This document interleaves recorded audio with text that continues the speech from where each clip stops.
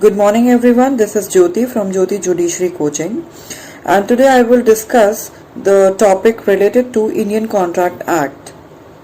Very basics we will discuss today in this video, like what is contract, what is agreement, are these both synonym to each other, दोनों same है क्या।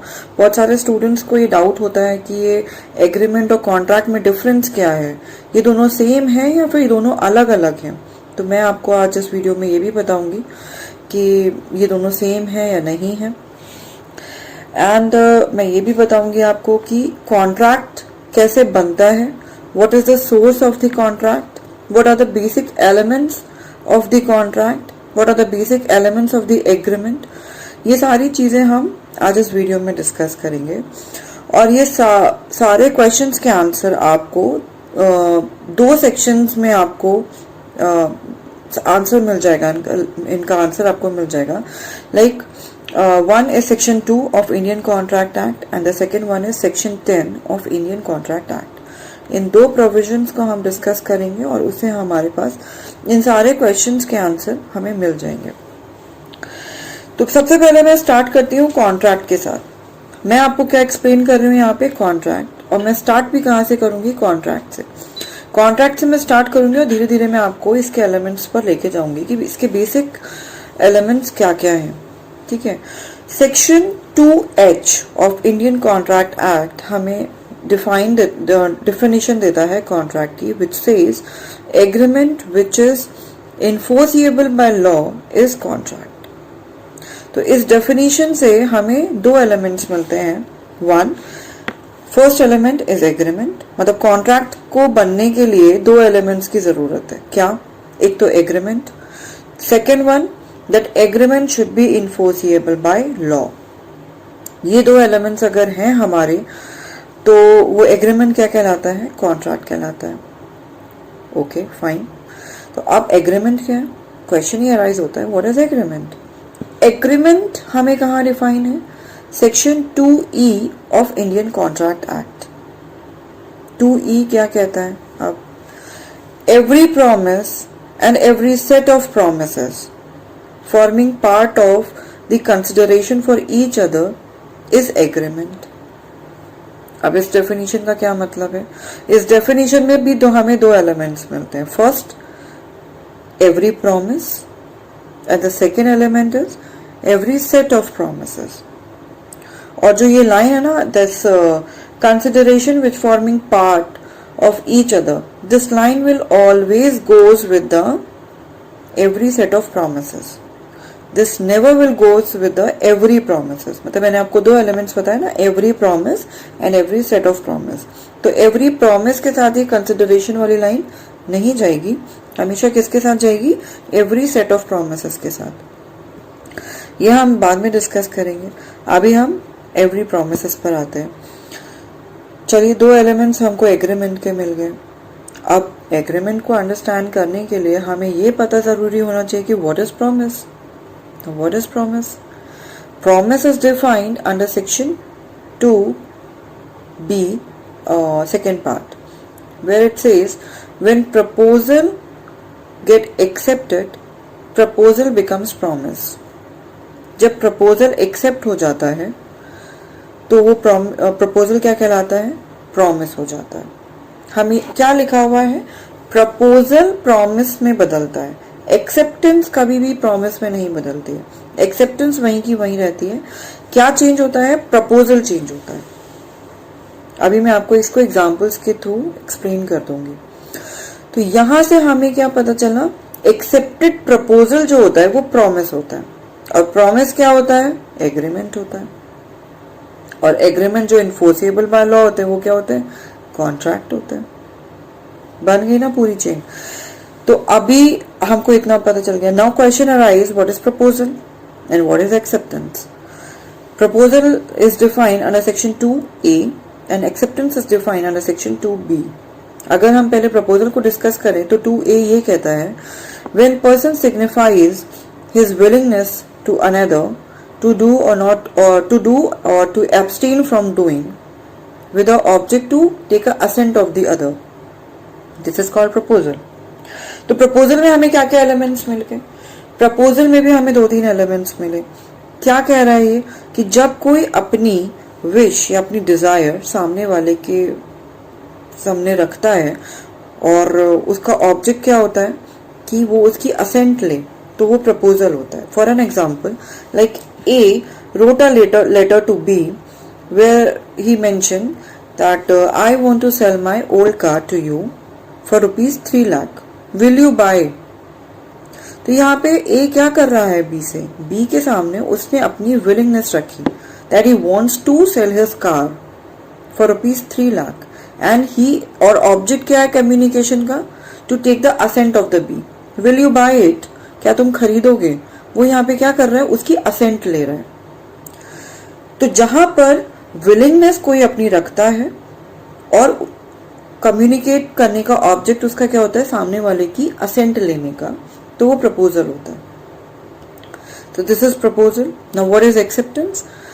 Acceptance is defined under section 2b, which says when a person to whom the proposal is made signifies his assent is called acceptance. मतलब जिसको proposal दिया गया है वो ही acceptance देगा.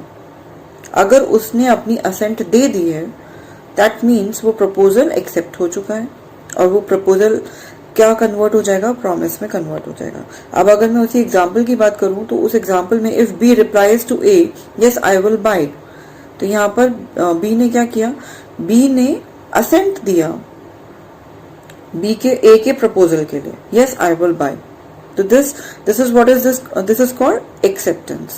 The moment B accepts the proposal of the A's proposal convert into promise. Fine. जो promise to E के according क्या हो जाता है, agreement हो जाता है. क्या कह रहा है वो, every promise is agreement. तो ये जो promise हमें मिला, जो proposal accept होने के बाद हमें promise मिला, वो promise क्या हुआ, agreement हुआ. फाइन. तो यहां से हमें ये पता चला कि प्रॉमिस कैसे बनता है और प्रॉमिस से एग्रीमेंट कैसे बनता है और एग्रीमेंट से कॉन्ट्रैक्ट कैसे बनता है. 2H में ये कहता है agreement which those are enforceable by law are contract. This means कि एग्रीमेंट दो तरीके के होते हैं. एक एग्रीमेंट होता है जो इन्फोर्सिएबल बाय लॉ होता है, एक एग्रीमेंट होता है जो नॉट इन्फोर्सिएबल बाय लॉ होता है. तो agreement which are enforceable by law वो तो क्या हुए, कॉन्ट्रैक्ट हुए. And agreement which are not enforceable by law वो क्या हुए, वो वॉइड एग्रीमेंट्स हुए. तो अब क्वेश्चन ये राइज होता है कि कौन से एग्रीमेंट इन्फोर्सिएबल बाय लॉ होते हैं. What is the meaning of enforceable by law?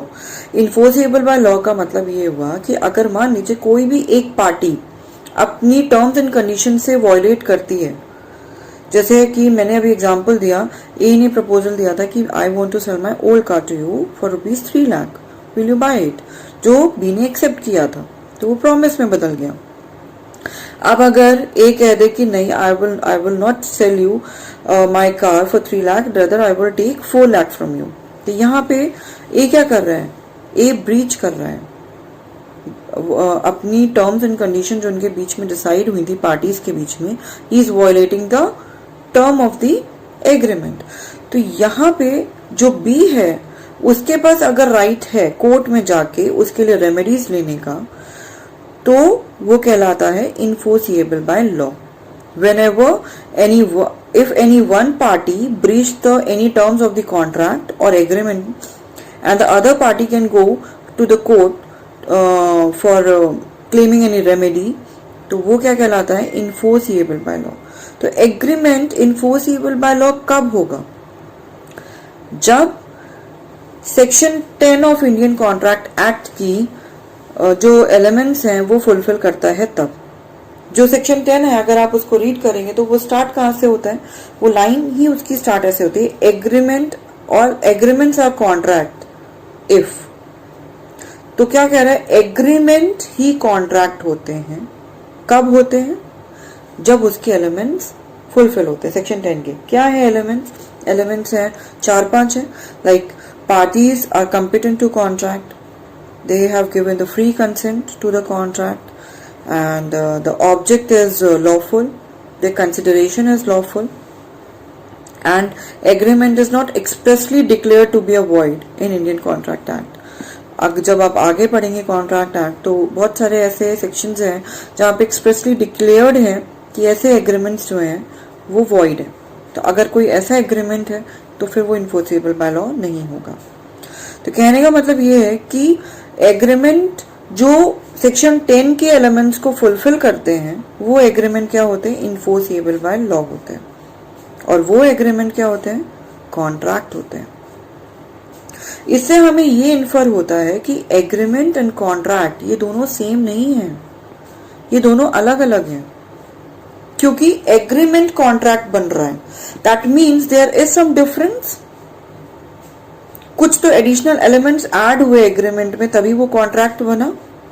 तो जो एडिशनल एलिमेंट्स ऐड हुए यही क्या हुए, डिफरेंस हुए. तो एग्रीमेंट और कॉन्ट्रैक्ट कभी भी सेम नहीं होते, they are not synonym to each other. हाँ, हम ये जरूर कह सकते हैं कि agreement is a source of contract. Agreement अगर नहीं है तो कॉन्ट्रैक्ट नहीं है, ये जरूर कह सकते हैं हम. लेकिन हम ये कहें कि एग्रीमेंट और कॉन्ट्रैक्ट दोनों सेम है तो वो गलत है. वो दोनों सेम नहीं है, they are not synonym to each other. तो ये तो हमें पता चला एवरी प्रॉमिस का, जो मैंने आपको सेक्शन 2E में मैंने आपको बताया था कि इसमें दो एलिमेंट्स हैं, एक तो every promise and the other one is every set of promise. तो एवरी प्रॉमिस तो आई हैव एक्सप्लेन्ड यू कि वो किस तरीके से बना. अब सेट ऑफ प्रोमिसेस क्या होता है, what is set of promises, इसको भी I will explain you with example. एक सिंपल सा एग्जांपल लेते हैं विद सिमिलर, जैसे मैंने पहले लिया था.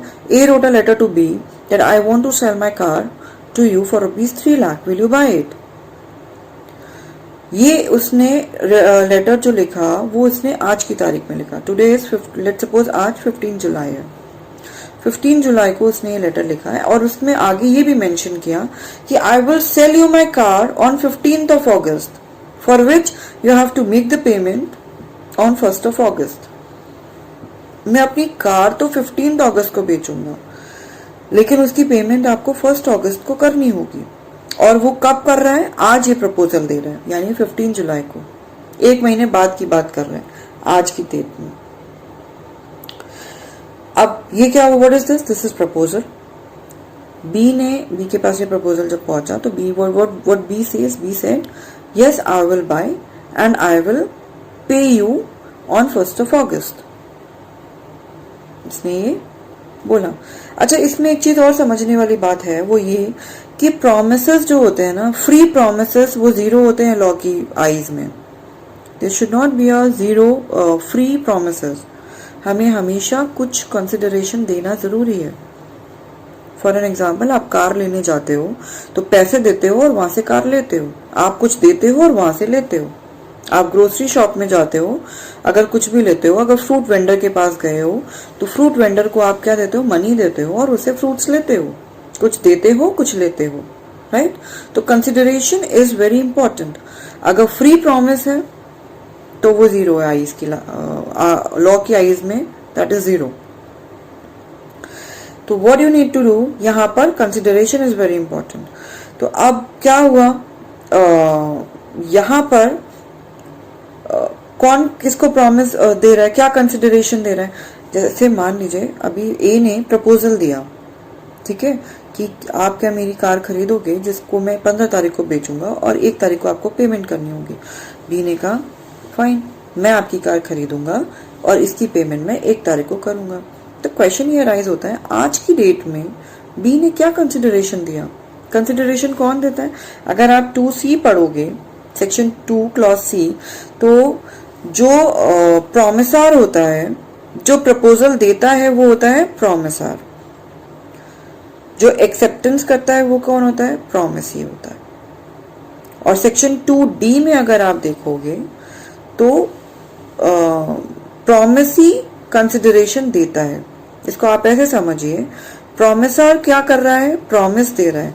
क्यों, कैसे, मैंने कहा कि प्रोमिसर प्रॉमिस दे रहा है क्योंकि प्रपोजल प्रॉमिस में कन्वर्ट हो रहा है. दैट मीन्स प्रोमिसर क्या दे रहा है, प्रॉमिस दे रहा है.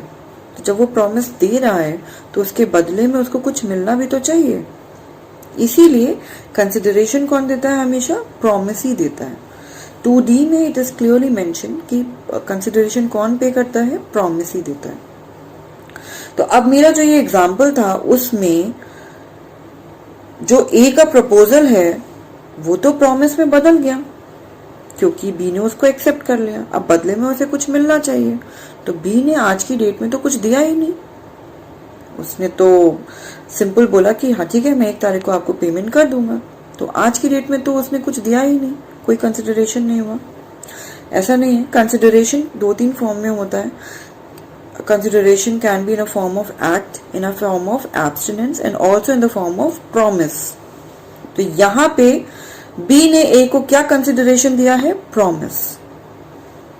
जब भी फ्यूचर में कोई बात आती है, फ्यूचर कंसिडरेशन की जब बात आती है, फ्यूचर कंसिडरेशन में हमेशा आप प्रॉमिस देते हो।